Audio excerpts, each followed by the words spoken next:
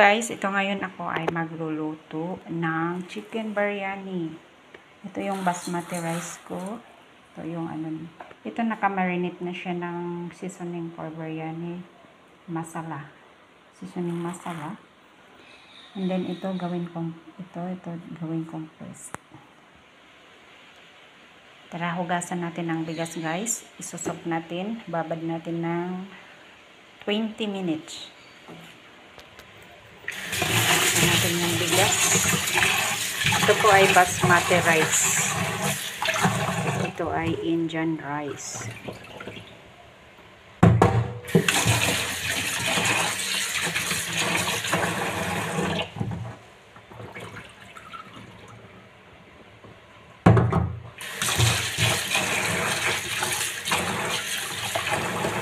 Ayan, isok natin siya. So, set aside muna natin.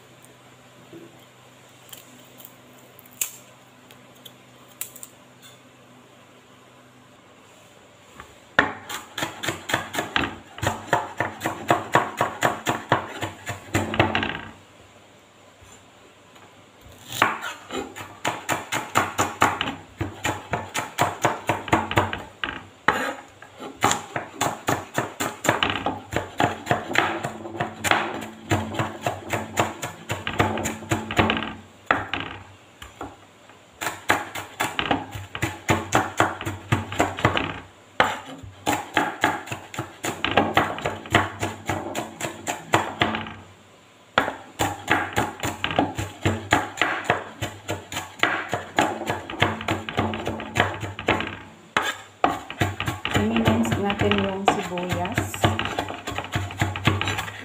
Then, i-mince na po siya. After that, i-mince natin ang tomato. Hiwain natin yung kamatis.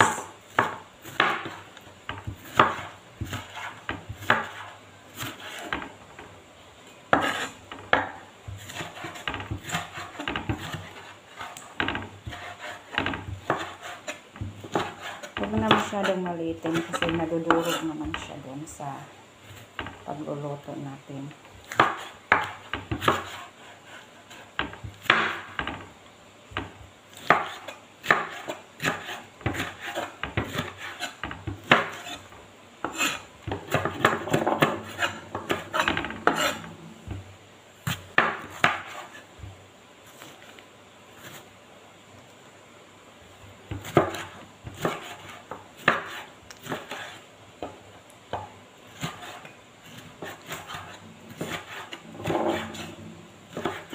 Hinog na yung kamatis ko. Pag ihiwain, nalulusak na.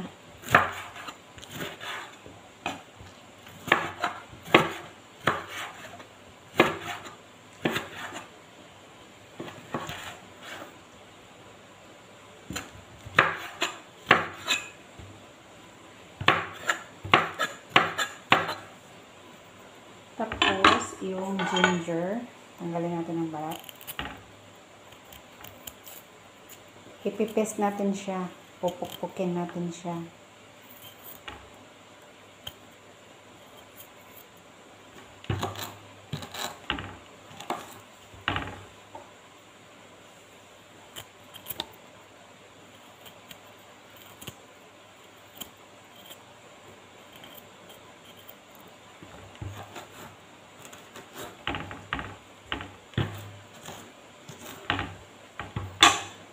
Yan, pupukpukin ko siya dito. Pupukpukin ko siya rito.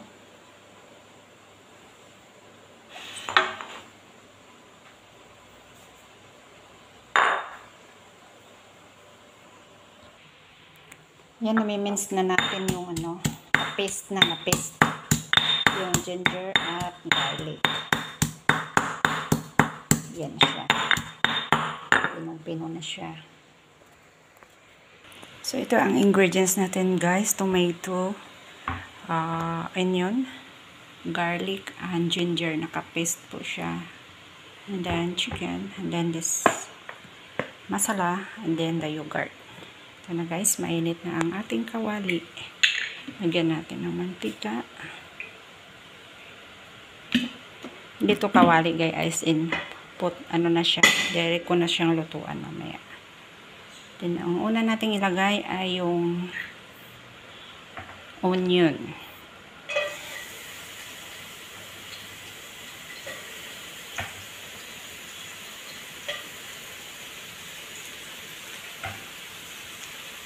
Next, lagay natin yung garlic and ginger.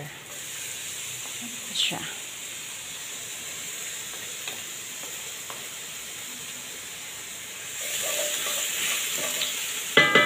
Maging fragrant yung mga amoy siya ng ano.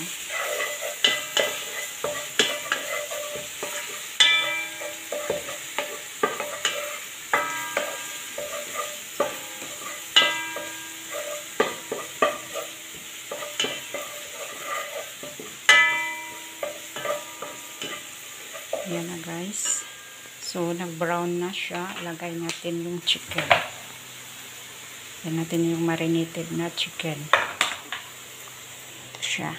So, ilagay natin siya. Ayan.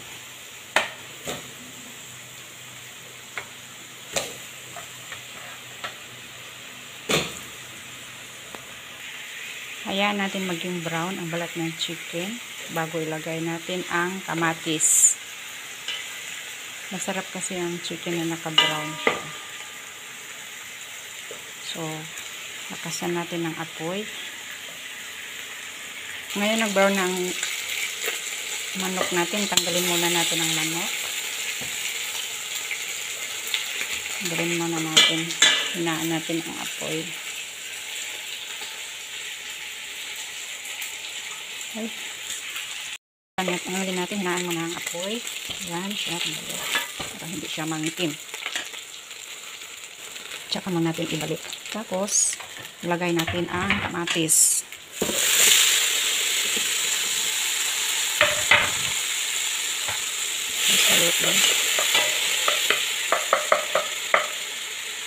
Ngayon, nadurog na yung kamatis natin. Lagyan natin ng powder.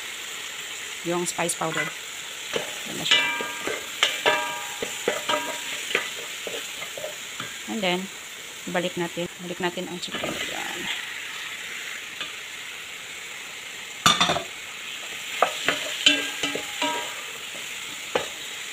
Hayaan natin siyang maluto. After that, hayaan naman natin siyang kumulo sa powder.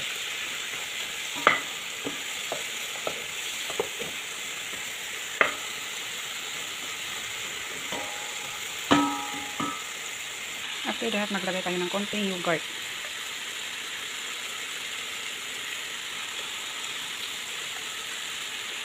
Yan na siya, guys. Dahan-dahan natin haluin pag may yogurt na para hindi siya mangasim. Yan. Then, lagyan natin ng tubig.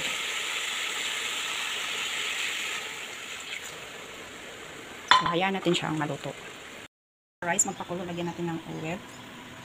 Parang nagpakulo ka lang ng ano, pasta. Ito. Yan ang asin. Tsaka turmeric. Konting turmeric. Yan, para siyang magkulay. At lagyan mo siya ng pandan. Pandan, bay leaf, cinnamon, and cardamom. Cardamom. And then, cloves. Yan siya. Pakuluin natin siya, guys, bago lagay natin yung bigas. Yan, kumulo na ang tubig. So, lagay natin yung bigas. Lagay natin yung bigas, guys. Yan siya. So, yan ang itsura ng bigas natin. Yan.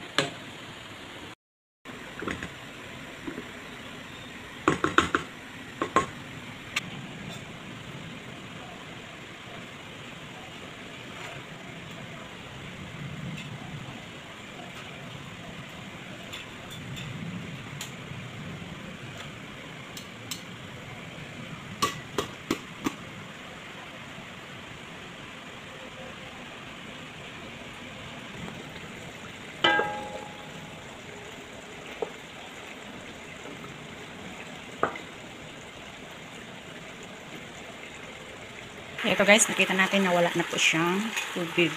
So, konti na lang po yung tubig niya. Ayan. So, tsaka natin ilagay ang rice.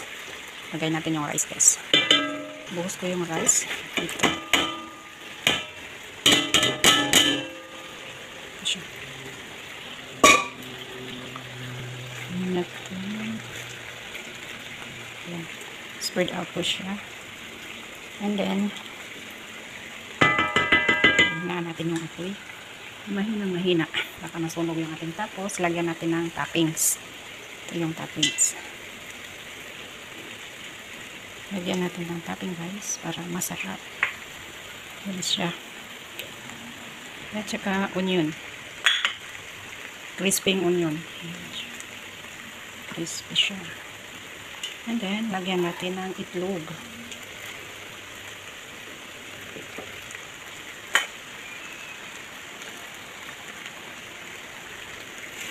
Yan siya guys. Lagyan natin ng itlog.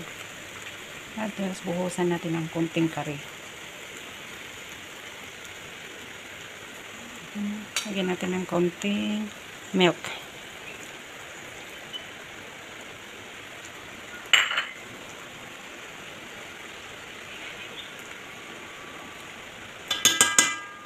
Ayan na guys. So, takpan natin siya.